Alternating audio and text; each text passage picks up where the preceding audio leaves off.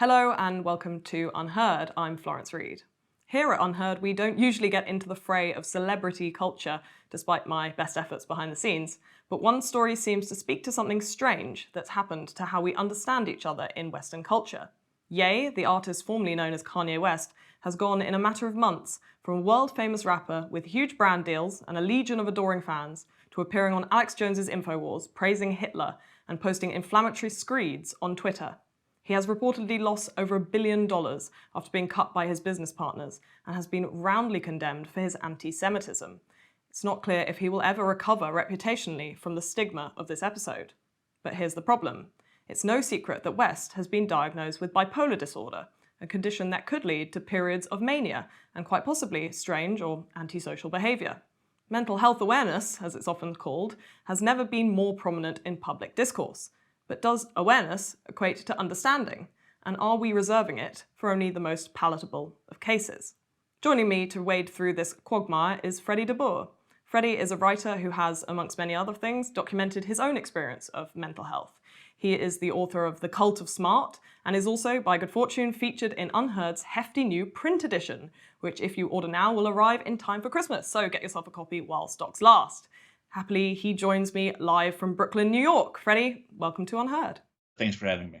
Perhaps the best place to start is by talking a little bit, if you don't mind, about why you're so interested in the ways in which mental health is dealt with in the public forum, because you had a very, very public mental health crisis of your own in 2017, which culminated in making false claims against another writer. So while no two stories are the same, there is some insight here, perhaps, into what Kanye West might be going through. So could you just tell me about your memory, if you have any, of that time? Well, I think it's important to say that while what made the 2017 breakdown unique was that it was very public, that I was sort of acting out on the internet, but it was not at all unique in my own life.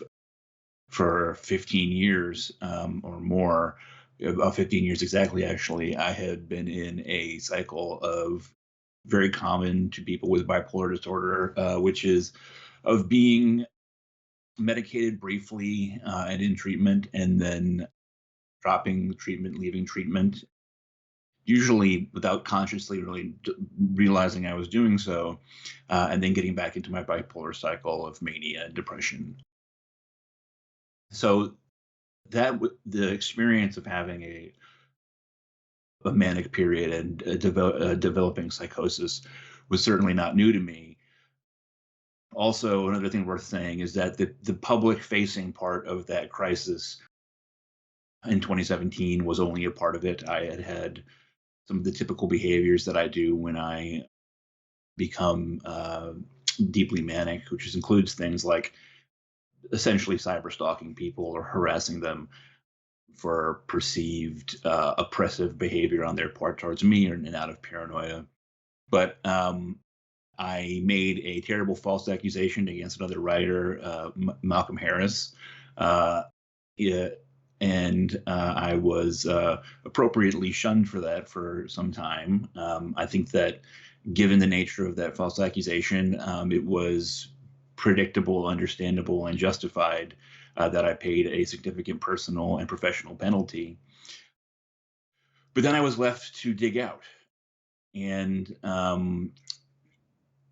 trying to get people to understand the tangle question of personal responsibility with mental illness is not easy. And my position has always been that my mental state does not excuse the things that I do when I am manic, but it does explain them, and it should therefore mitigate, not remove, but mitigate responsibility. And I have tried over and over again to be someone who says that we need to neither completely exonerate people with mental illness when they do bad things, or blame them without any regard for their mental state, but to try to make difficult decisions about culpability and responsibility and their willingness to change.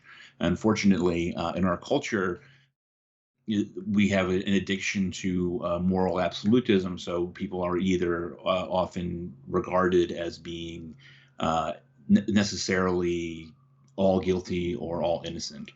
So these kind of features of your manic episode, paranoia, this compulsion to seek people online to pin them as victimizing you particularly, this is, and I promise this is where the Freddie deBoer Kanye West comparisons will end here, but this is something that we are seeing in the behavior of Kanye West. Do you think that he might be suffering from a manic episode akin to something that you had in 2017? I think there's no question that he is suffering from some sort of a psychological or psychiatric crisis, and that he's exhibiting all manner of symptoms that are common to bipolar mania. And he has a well-documented history with the disorder. He's also in the very unfortunate position for someone with bipolar disorder of being a rich and powerful person. And that's unfortunate because when you're rich and powerful, no one tells you what to do and what not to do. And I think that in his life, he does not have the people necessary to force him into treatment. So again, as I said, my sort of public facing element of my crisis in 2017 was just one part of what was happening. And in fact, the reason I got into treatment was that I had threatened someone with violence, and I had done it in a voicemail, which is probably not the smartest way to threaten someone with violence. And they got in touch with me and said that if I didn't go to the hospital, they would definitely call the cops on me. And so I was just dodging the police. And my younger brother came up and took care of me and went through the whole process with me. I don't think that there's anyone in Kanye West's life who could do that to him. I think that he is too powerful and too well-moneyed and enjoys too much fame. And for 15 years, 20 years, he's been lauded as a musical genius. And so he has this sort of structure in his life to tell him that everything that he does is a good idea and that no one is there to contradict him. I think that's a very dangerous place to be for someone like him. Well, the more people who know you exist, the more people are going to dislike you. So, of course, Kanye West is someone who has legions of fans. He's also going to, by extension, have legions of haters. So this is a feeding frenzy for them, I suppose. Right. Well, and here's the thing that you have to understand. I can't speak to Kanye West's particular mental illness. Again, my bipolar manic cycles are defined by ever-intensifying paranoia, which eventually becomes delusional, which becomes a psychosis.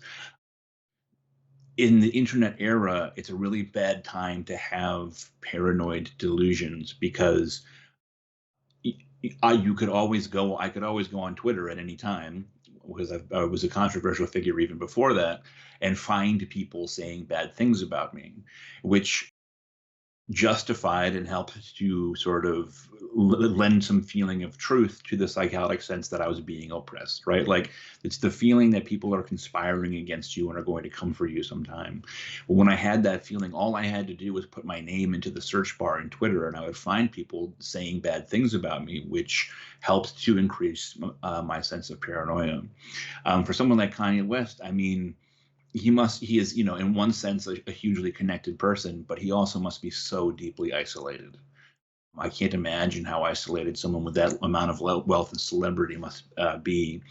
And again, it just seems like conditions that are absolutely terrible for him getting a handle on his life, getting into treatment and getting medicated. It probably also doesn't help that he's married, or at least was married into the Kardashian family, who are literally overseen in every aspect of their lives because their lives are filmed for a television show. So he's kind of living the Truman Show life.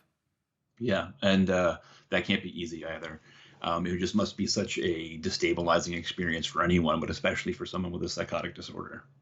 It's almost like his whole world was built to create a kind of perfect storm around him to bring on this kind of foregone conclusion that he was being driven towards this singular point of breakdown. I mean, it feels, I imagine, it feels incredibly real and planned if you're him.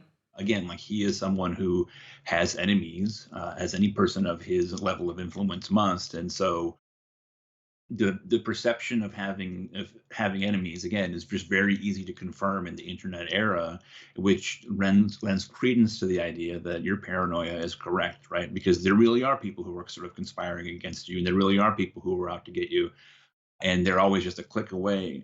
And I think that is a really dangerous situation. I mean, what I would want more than anything for him is to go away for maybe 2 years, to just totally go away, to disappear into one of, I'm sure he has many properties, disappear into one of them, uh, see if he can find a psychiatrist who's willing to make house calls, spend a couple of years getting medicated, being in therapy, and doing the work of getting well.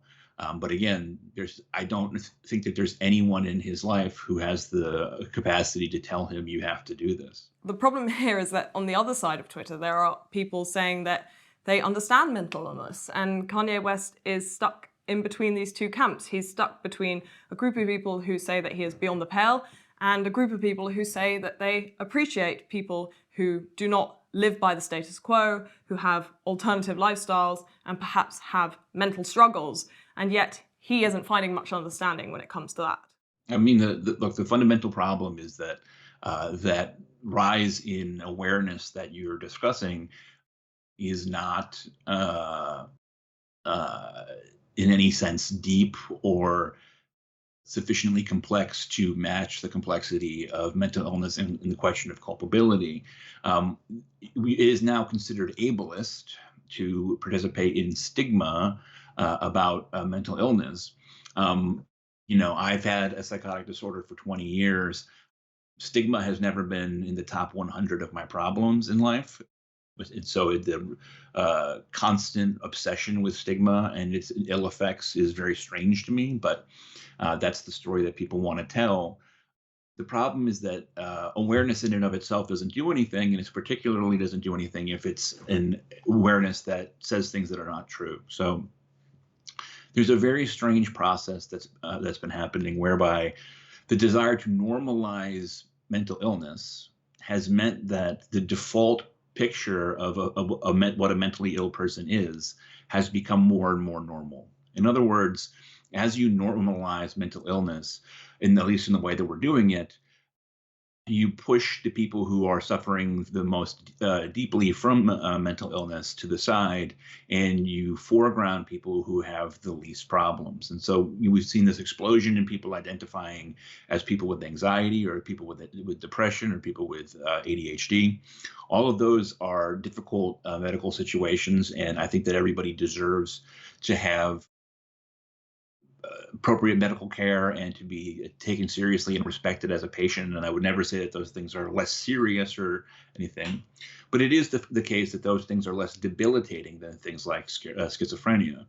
And as we have supposedly increased awareness of mental illness, the spotlight has shifted from people with schizophrenia, people with bipolar disorder, people with schizoaffective disorder, etc., to people with more minor manageable conditions. These conditions are the ones that would make you much less likely to violate social norms to an extent that would cause kind of massive public humiliation.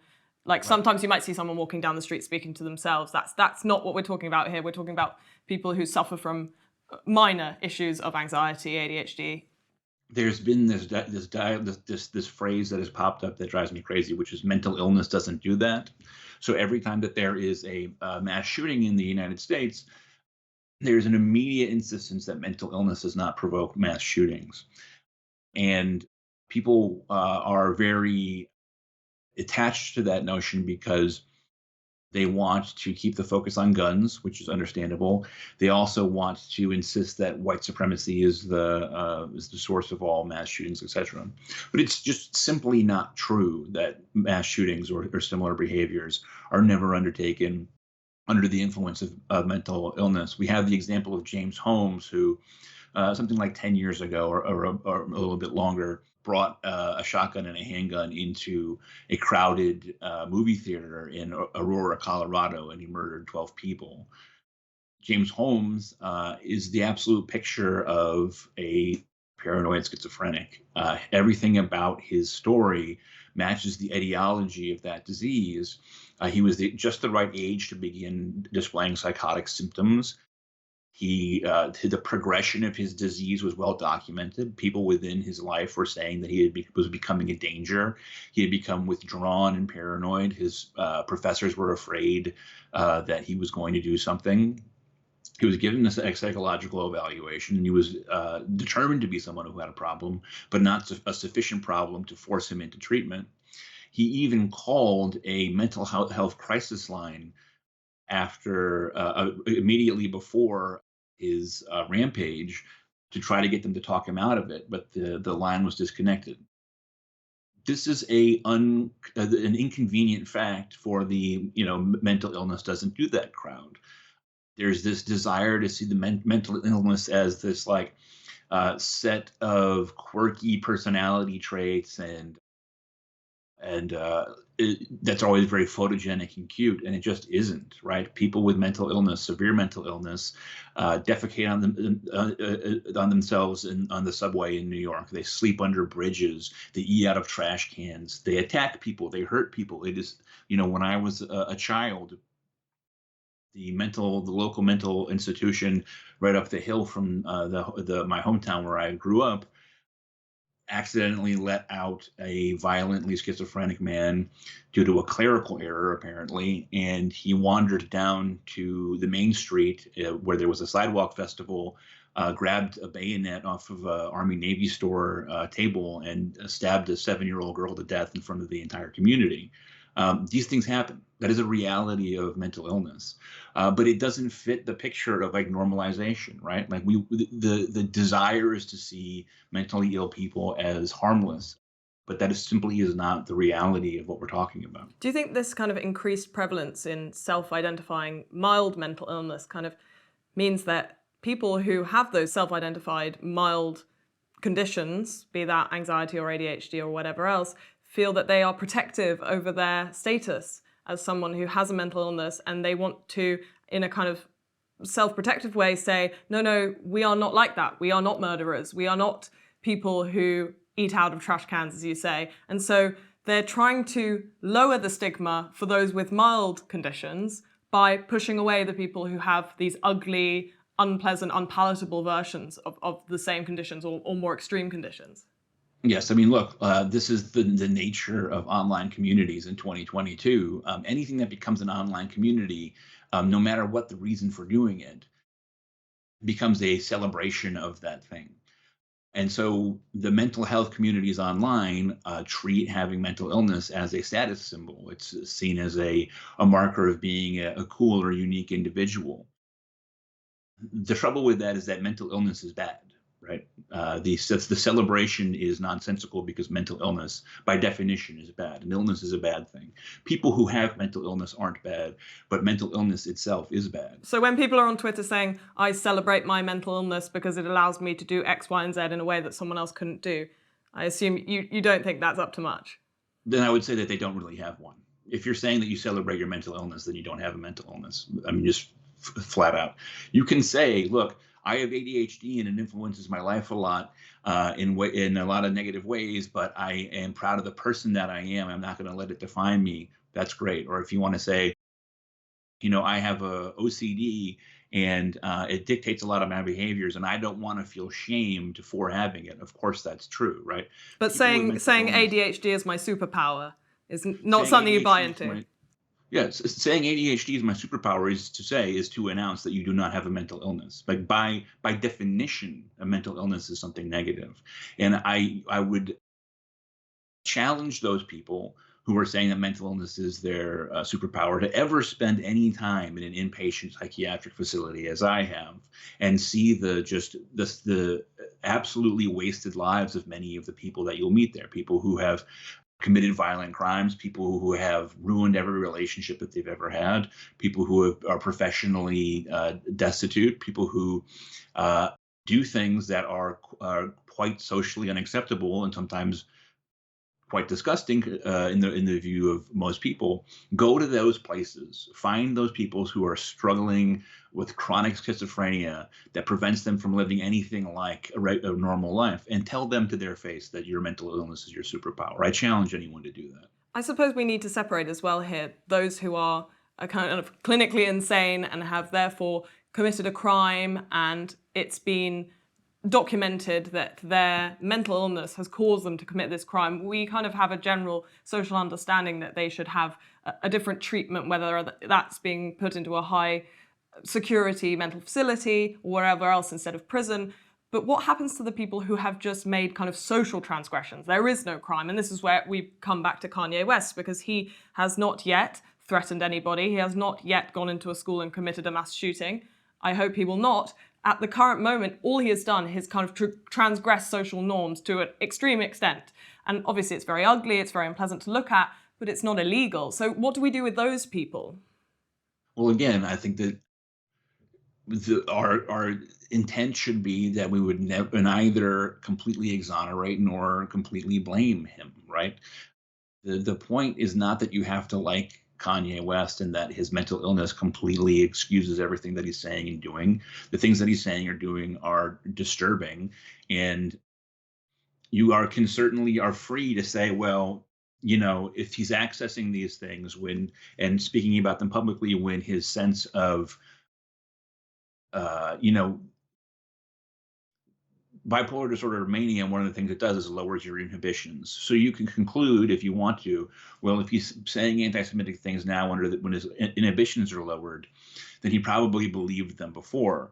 I don't know. I don't know the degree to which the things that he are saying is influenced by his brain and or not. And I don't think anyone else knows. And so we have to mitigate judgment. We have to try to speak carefully. I think that it would be very appropriate for there to be a path to forgiveness of him in some way or the other if he gets to himself to a point where he's willing to accept treatment. But he has to get medicated, he has to do his therapy, and he has to be under the supervision of a doctor. And like I said, I think the best thing for everyone would be for him to go away for a while. Do you think the romanticizing of mild mental illness, as you've spoken about before, plays into our inability to kind of forgive and have mercy on the people who have extreme mental illness or are exhibiting extremely antisocial behaviors? Does that actually make us less likely to forgive rather than more? Well, here's this is a bit of absolute illogic that gets said all the time on this very subject, which is people will look at bad behavior by someone who is under the influence of mental illness, and they say, well, I know someone who is mentally ill who doesn't do those things. So this is just wallpapering social media right now, right? Plenty of people have bipolar disorder, but don't say anti-Semitic things, right?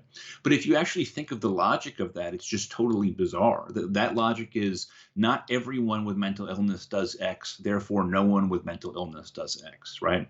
I mean, if that's the standard, if the standard is that we can only excuse things that every mentally ill patient does, then we can excuse nothing, because there is no behavior that all mentally ill people undertake. So I'll tell you about a guy named Bailey Hammer from Illinois. This past July, Bailey Hammer stabbed another man in the head and killed him. Bailey Hammer had struggled with schizophrenia for years before that. His parents had fought like hell to get him into an inpatient facility because they knew that him to be dangerous. He himself had called 911 on himself because he knew himself to be dangerous. But the American mental health system is so utterly broken that nothing was done, and they were given no opportunity for him to be able to be put away for a long time where he could have been treated appropriately, and that resulted in a murder. And now the man who was killed is dead, and Bailey Hammer's life is effectively over because he will spend the rest of his life locked up, maybe in a mental health facility, but more likely in prison. If you're saying, well, I know someone with mental illness and they wouldn't do that, are you going to say that to Bailey Hammer? Are you going to say, oh, I know someone with mental illness who didn't kill somebody, so therefore your mental illness cannot possibly have caused you to kill somebody? Bailey Hammer told people that he saw demons crawling up his walls at night. He lived in a land of total delusion. And it is just so irresponsible and deeply cruel for people to deny the possibility that these things could be the result of or influenced by mental illness. Do you think there's just an element of fear and ignorance there, though, as well, that people might just be so horrified by the idea of seeing demons crawling up your walls that they just want nothing to do with it? They want to distance themselves from that. I think people want to live in a morally convenient universe. I think that they want to live in a universe where they can always completely condemn or completely exonerate, where they don't have to ask themselves hard questions about who is to be is to be forgiven and who isn't to be. I think that they want to live in a world where everything is easy and where they can declare, lustily on Twitter that so and so is bad or so and so is good. I think that we have completely destroyed the idea of a nuanced moral perspective. Another layer of complexity on this Kanye West situation is that there isn't just moral condemnation. There is a small but very vocal group of people, particularly online. And as you say, the answer here might be to tell him to step away from his Twitter account, but I'm not sure who's going to be able to do that. But there are people online who vocally support him, who think that what he's saying, these anti-Semitic remarks he's been making on Alex Jones and beyond, are great and exciting for them, because this is something that they have been bubbling away trying to foster online for years. And finally, this major public figure has come out and said it. Well, I think that one thing we have to understand is that psychotic delusions tend to borrow from previously existing conspiracy theories. So when people who have this is very common with people who have schizophrenia, when they develop paranoid delusions about the world around them, they will talk about things like the CIA, or they'll talk about things like the JFK assassination. They'll talk about the NSA's warrantless wiretapping. They'll believe that the NSA is tracking them by having implanted bugs in their teeth, etc. And sometimes they express anti-Semitic conspiracy theories that already exist. If you have a group of people who are conspiratorial by nature, right? I mean, the nature of schizophrenia in particular, but potentially mania also, is to see shadowy forces that are arrayed, that are committing crimes and are doing bad things that will hurt you eventually. You're very likely to borrow the language and the explanations and the theories of the conspiracy movements around you. And I can tell you from personal experience, there's a lot of people in mental illness facilities, mental health facilities, who believe in anti-Semitic conspiracy theories, because anti-Semitic conspiracy theories are some of the oldest in the world. They're some of the most prevalent in the world. So you think that there's a certain degree of kind of just hooking on to the narrative that feels like it fits with a generalized feeling of paranoia, and then you can, foster that in this kind of grand story about a Jewish conspiracy. Right, and again, it sort of aligns nicely with the idea that you are being oppressed, right? In other words, Kanye West can think of himself as being oppressed because, I mean, look, he's this immensely wealthy and successful guy, but he still is assaulted by the same sense of paranoia that other people are. And so who can you blame? Well, one thing you can do is blame the Jews. And unfortunately, there is a whole niche but long sort of standing set of theories that have come out of radical Black movements about Jewish people. I mean, this is the common. Farrakhan, the Kyrie Irvings. Right. So Farrakhan, who said that Jewish doctors take Black babies into back rooms when they're born and stick needles into their brain, which is why Black children perform less well in school. That's a good example. There is the whole Black Hebrew Israelites, I think they're called, which is a very complicated set of beliefs that Black people are the actual Jews, and that the people who pretend to be or claim to be the Jews are in fact oppressors who sort of took on that mantle, etc. So there's this whole sort of edifice of these pre-existing conspiracy theories. It appears that Kanye West is bought into. Do you think there are malign actors around Kanye West who are kind of feeding him these narratives, or do you think it's something he's come to organically? I don't know. I wonder who's in his entourage, right? I mean, you can look at someone like Kyrie Irving, who's a basketball player in the United States, who's been facing a lot of public scrutiny because he recommended a movie that repeats the sort of Black Hebrew Israelite slur against Jews, and he then refused to apologize for doing it. There are people out there who are sort of spread these gospels to Black celebrities, and these things have proven to be difficult to stamp out in a lot of sort of Black political circles, in part because the reality of racist oppression of Black people is so obvious and so true that it becomes very easy to then stitch that into a grand narrative. Do you think the current story of race relations in the US in particular has fed into this? The us and them view that has been, I think, promoted by many of the liberal outlets in the US, including, the New York Times, saying that there is a kind of split down the middle of American society between black and white. Might see it in a book like White Fragility by Robin DiAngelo. Has that cultural moment added to this sense that someone like Kanye West might feel that there is a reason to be skeptical of white people who are in control of some elements of his life, whether that's his manager, his personal trainer he was attacking? Have we actually made this worse? Well, so I think that it's important to say that, Kanye is actually, and this again fits with the Farrakhan thing. Kanye is actually being critical of things like Black Lives Matter and the current sort of expression of Black politics, at least that as it appears in the media and social media. He is taking an attack of saying that Black people have the tools for their own liberation, and that they suffer not because of the hand of the white man, but because they refuse to pull themselves up by their own bootstraps. And he famously said that slavery looked like a choice to him because he thought that the slaves had the capacity to emancipate themselves before the Civil War. This is all actually in keeping with, again, the Nation of Islam, Farrakhan's Nation of Islam, certainly, which is a different organization than the one that Malcolm X was a part of.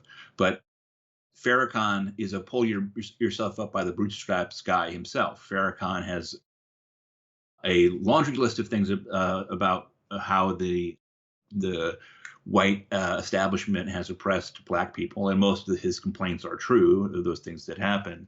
But he is a conservative. I mean, Farrakhan is in every meaningful sense, a conservative, because his fundamental message of sort of Black liberation is we have to do it ourselves. No one's going to do it for us.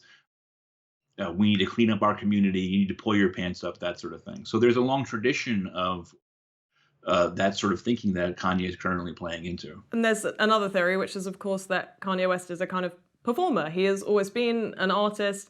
You see videos of him when he was a young child. He's a natural-born performer. And so perhaps this is all an element of a kind of contrarian piece of performance art. He was wearing Make America Great Again hats years ago. He was courting controversy for many years prior to his diagnosis with bipolar disorder. Was that something we can put down to his ebbs and flows of his mental illness, or is that just a natural part of his personality that makes this even more complex? I don't know. My assumption has to be that Kanye really is, at his heart, a particular version of Black conservative and Trump supporting. I mean, that's been longstanding enough for him that I would think that it would not be an indication of a particular part of his bipolar cycle. And that, of course, is something that's perfectly fair to criticize. Again, the question is like, to what degree have his lowered inhibitions from his illness and the conspiratorial thinking that often comes with the paranoia that's common to mania, to what degree is that particularly expressing itself as anti-Semitic behavior? And that I can't tell you. And there's a really tough question here, of course, about what it really means to really believe something. If you believe something in the moment in a paranoid state, does that really mean that you believe it? Or is that something that your brain is tricking you into believing? It's kind of different ideas of the idea of the mind. And that's another problem, is that here we have a total lack of nuance in the conversation about what it means to have intention. I mean, the big phrase is intention doesn't matter. But of course, we all understand legally and socially that intention does matter. And that for someone like Kanye West, there may be a lack of intention here. It seems likely to me that there's a crash coming for him of one form or the other. And on the one hand, I think that would be necessary, a real crash. I mean, for him to truly fall apart, in which case he might force himself, or he might be forced by others around him to get help and to get medicated again. But then again, sometimes the crash is suicide or, something else that's life ruining. So It's not, I don't know. I don't see a lot of ways in which this ends happily. And do you think there's an argument for limiting his access to things like Twitter, platforms that are obviously causing him pain in one way or another? He has been taken off Twitter for anti-Semitism in the last few weeks and then brought back on sporadically. But do you think there's an argument there for actually saying, we should, for their own good, sometimes remove people from these platforms? Yeah, I think so. I mean, look, like I am a big advocate of involuntary mental health care. I think that it's very, very common for people to be opposed to involuntary mental health care and to see it as completely unfair sort of abridgment of someone's uh, a personal agency, etc. But my life was saved by involuntary mental health care, uh, and I think that many lives could be saved if we were more likely to be pushing people into involuntary mental health care, because agency doesn't matter if you're too dead to use it, and a lot of people die because no one forces them to get help. And so certainly the least we can do, I think, is to remove someone like that from social media platforms for his own good, right? Because he is doing real damage to his life. He's now immensely less wealthy than he was, to pick one example. Yeah, I think it's perfectly appropriate for the platforms to remove him on the operating on the basis that he seems to be in a manic episode. What do we say to those Jewish Americans, for example, who will say, well, look, what Kanye West is saying is just a kind of releasing of this id of American anti-Semitism that's bubbling to the surface and is showing its ugly face. And this is just actually just a release of something that we already knew was there. And it's a really scary time to be a Jew in America. What do you say to them?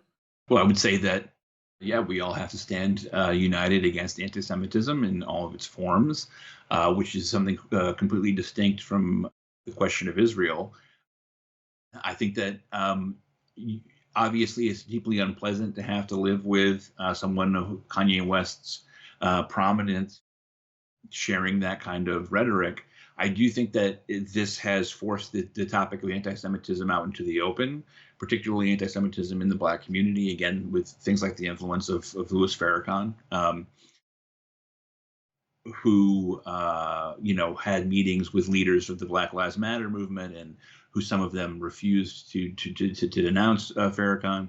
I think that as uncomfortable as it may be, the conversation that we're having now may ultimately be to the benefit of everyone, because at least now the persistence of anti-Semitism has been forced into the public arena. The extremity of conversations online, I mean, the use of the word Nazi to describe kind of anyone who is right of centre these days, suggests that we have got such a polarised state of conversation in the US in particular, that actually someone like Kanye West might feel compelled towards a kind of extremity of language. Do you think the discourse online has contributed to the way he's talking now in the public realm?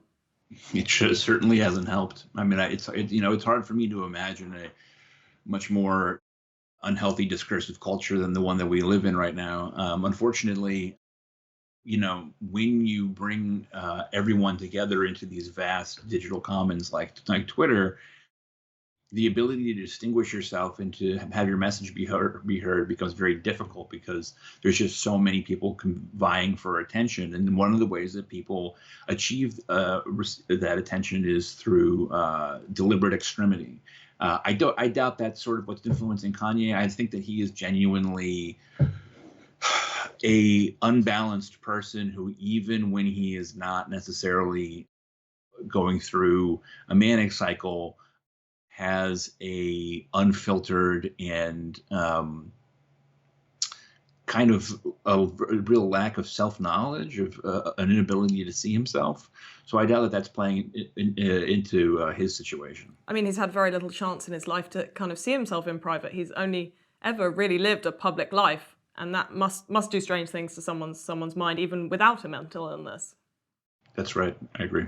So what do we do going forward then? How do we actually create a discourse that includes more forgiveness, more mercy, more understanding of people with these severe often ugly, unpalatable versions of mental illness. How do we move on from here? The first thing you do is that you insist on constantly reminding people about the ugly and unpalatable version of mental illness. I mean, I don't say this to just get a rise out of your viewers or to be extreme, but to pick an example, there was when I was in a facility a very long time ago. There was another patient in there who was on special restrictions because he was known to play with and eat his own excrement, for example, right?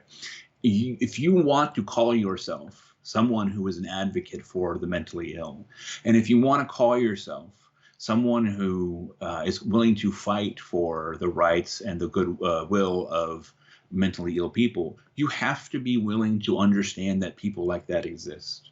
Right? You have to be willing to understand that there are people who are serially violent due to their schizophrenia. You can't keep repeating the lie that mental illness never compels people to be violent, which we just know is not true, which the National Institute of Mental Health tells us is not true. We know that people with psychotic disorders commit violent crimes at higher rates than other people. We know that people with schizophrenia in particular have dramatically higher murder rates, like rates of committing murder than other people. You have to keep all that ugliness in mind. You have to remember people like Bailey Hammer, who stabbed somebody in Illinois, because if you don't, then all you're saying is, I stand with mentally ill people when their mental illness is attractive and palatable to me. If you only care about the mentally ill when they have things like ADHD or anxiety or depression, which are difficult conditions to manage, and I wish everyone who has those things well. I've experienced depression in my life that has been absolutely crushing. But most people who have those illnesses are able to continue to maintain a social identity that is not threatening to anyone. And you have to care about the threatening people. You have to center them, and you have to keep them in the front of your mind when you are having these discussions about mental illness. Being a kind of mental health ambassador is quite a kind of chic and popular thing to be these days. Quite a lot of celebrities, our own Prince Harry or ex-Prince Harry and Meghan Markle, are very vocal about their support of people with mental health. How do you think they'd fare in one of the facilities that you were in? I don't think that they would fare very well. I mean, look, they're mostly just extremely boring spaces. I think that it's worth saying that it's not, the typical psychiatric facility is not like Arkham Asylum from the Batman comics. Most people are not frightening in large part because they have been dosed with such high doses of antipsychotics that they're effectively sedated all the time. It's a lot of watching Jeopardy in the common room and eating sugar-free Jello in the calf and stuff like that. So it's not particularly scary. But what it is it really is just a portrait of human devastation. If you go to the right kind of facility, if you're not going to, there's some very high-end mental health facilities that,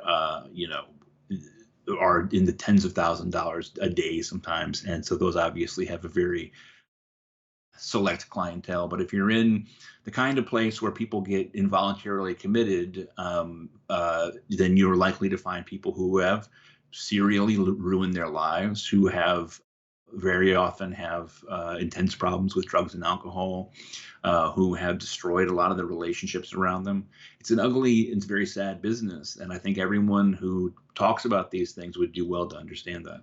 Could we practice some sort of kind of radical mercy, there, but for the grace of God go I kind of attitude? Is that something that we could bring into the future that would help us to foster more understanding of people who have these unpalatable conditions? Yeah, I mean, one of the things that we need to protect is we need to protect the